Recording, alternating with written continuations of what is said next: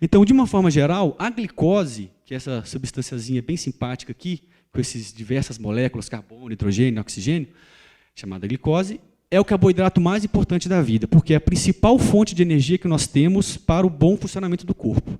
Então, todas as células do nosso organismo, todas, sem exceção, utilizam a glicose como forma de energia. O cérebro, né, que é um dos órgãos mais importantes que nós temos, que trabalha muito, ele consome por dia em torno de 20% da glicose que nós absorvemos, que nós alimentamos. Então, imagina só, um órgãozinho aqui dentro da cabeça consegue absorver 1/5 de toda a glicose que nós alimentamos, que nós ingerimos.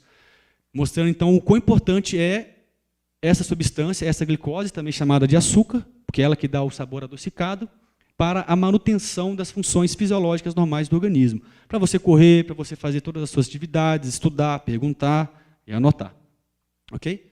Mas o que tem a ver a glicose com a insulina? Então, a insulina, diferentemente da glicose, que é um carboidrato, a insulina é um hormônio que é feito em um órgão muito especial no nosso organismo chamado pâncreas. Então, é um hormônio de origem pancreática que promove a entrada de glicose nas células. Então, os dois têm uma relação muito íntima.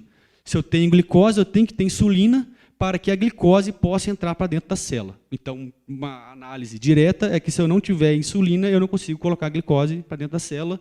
Então, muito bem observado que, sim, os pacientes diabéticos, como eu vou mostrar alguns deles, têm baixa insulina e, consequentemente, os níveis sanguíneos, a quantidade de glicose no sangue é mais alta do que o normal. Ok? Mas qual que é essa relação, então, do pâncreas com a insulina? E com a glicose. Toda vez que nós nos alimentamos, o nosso organismo digere todos aqueles componentes que fazem parte, todas as macromoléculas que constituem o pão, o bife, o ovo, o leite que nós comemos.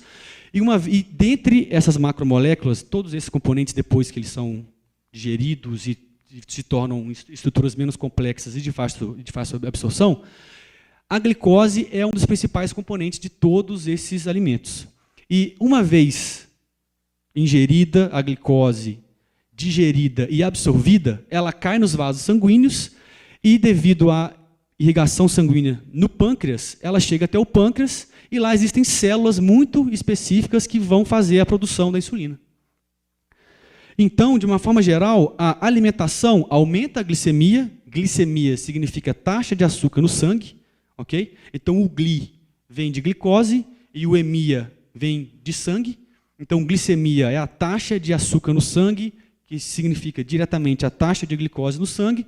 Após a alimentação, nós temos um aumento da glicemia e, consequentemente, o organismo tenta controlar isso pela produção de insulina, como a gente vai mostrar. Ok? Então, a glicemia, de uma forma geral, ela é a taxa ou concentração ou quantidade de glicose no sangue.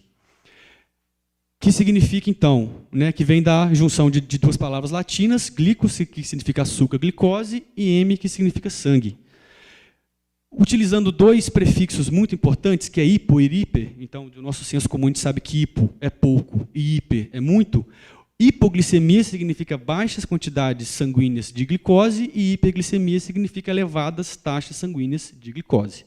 Ok? Mas qual que seria essa relação? Para a gente poder entender essa relação da glicose com a insulina e o pâncreas, a gente tem que saber onde que fica o pâncreas, do que ele é constituído e como que ele se relaciona com isso tudo.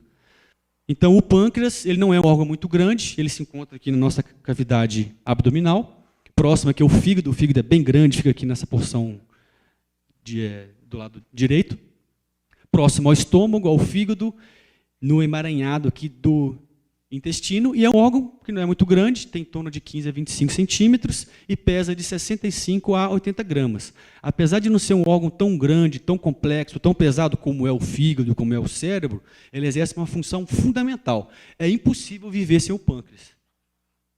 É impossível viver sem o pâncreas. Um paciente sem pâncreas, um paciente que tem câncer pancreático, a chance é um dos cânceres mais agressivos que existe, uma vez que o pâncreas tem uma função muito nobre no organismo, que é controlar a taxa de açúcar no sangue. Ok? Mas por quê? Porque no pâncreas ocorre uma coisa muito importante, que é a secreção de insulina, a produção de insulina. Então, como eu falei, a insulina é um hormônio. E por isso que o diabetes ele se encaixa dentre as doenças endocrinológicas, que a endocrinologia estuda os hormônios. Se é uma doença que tem alterações hormonais, então ela está dentro do campo da endocrinologia.